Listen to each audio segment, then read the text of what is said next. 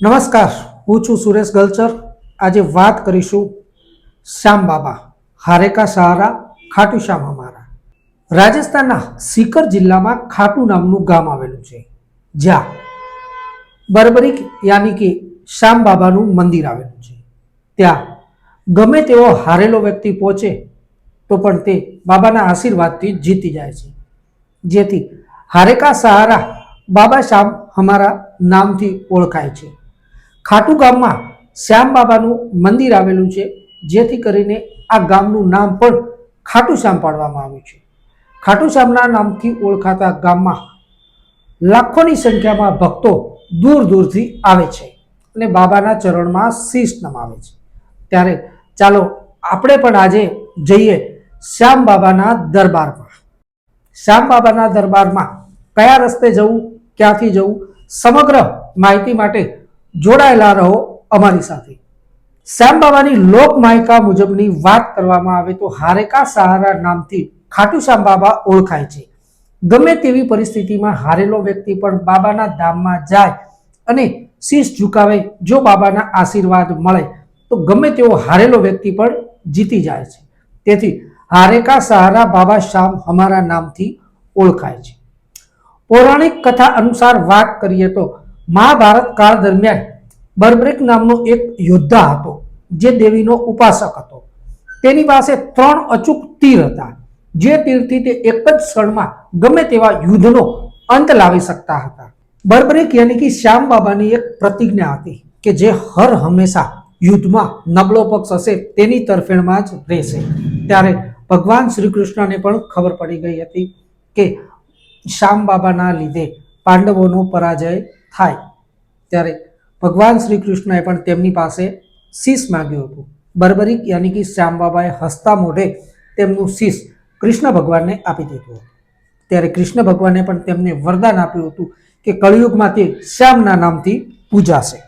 આવી અનેક લોકવાયકા સાથે આ શ્યામ બાબાના મંદિરે મોટી સંખ્યામાં ભક્તો આવે છે અને શીશ ઝુકાવે છે. શ્યામ બાબાના મંદિરથી થોડા જ અંતરે એક કુંડ આવેલું છે અને આ કુંડનું નામ શ્યામ કુંડ આપવામાં આવ્યું છે. આ કુંડમાં સ્નાન કરવાથી અનેક રોગોમાંથી મુક્તિ મળે છે, તો બીજી તરફ પાપોમાંથી પણ આ કુંડમાં સ્નાન કરવાથી મુક્તિ મળે છે. ત્યારે આવો આપણે પણ કરીએ ખાટુ શ્યામની સફર. તો હવે અમે નીકળી ગયા છીએ ખાટુ શ્યામ. કડકડતી ઠંડી રાત્રિનો સમય, તાપણા અને આપણા બંને સાથે ચાની ચુસ્કી લગાવી ઠંડીથી રાહત મળવી.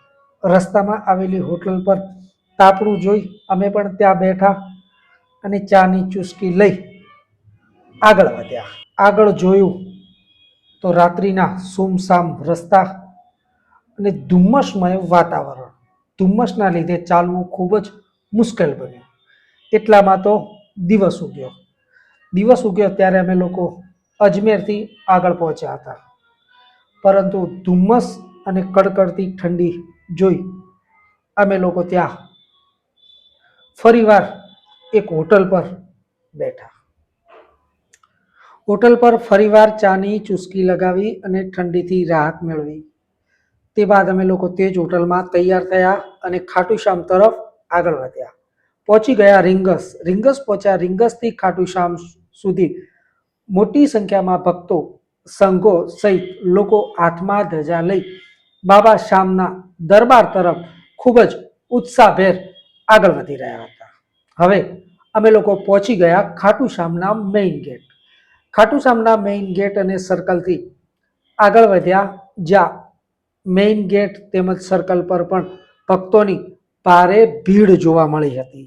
ત્યાંથી અમે લોકો આગળ વધ્યા અને આગળ વધતાની સાથે જ પહોંચ્યા ખાટુ શ્યામના સર્કલથી બજાર સુધી.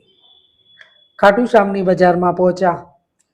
ચારે તરફ જ્યાં જુઓ ત્યાં બાબા શ્યામની પ્રતિમા તેમજ બાબા શ્યામની ધજાઓ જોવા મળતી હતી. અહીંયા ભક્તો બાબા શ્યામનું તિલક કરાવતા હોય છે અને ગાલ પર રાધે રાધે લખાવતા હોય છે. ત્યારે અમે પણ તિલક કરાવ્યું અને રાધે રાધે લખાવી બજાર તરફ આગળ વધ્યા તો ભક્તોની ભારે ભીડ જોવા મળી.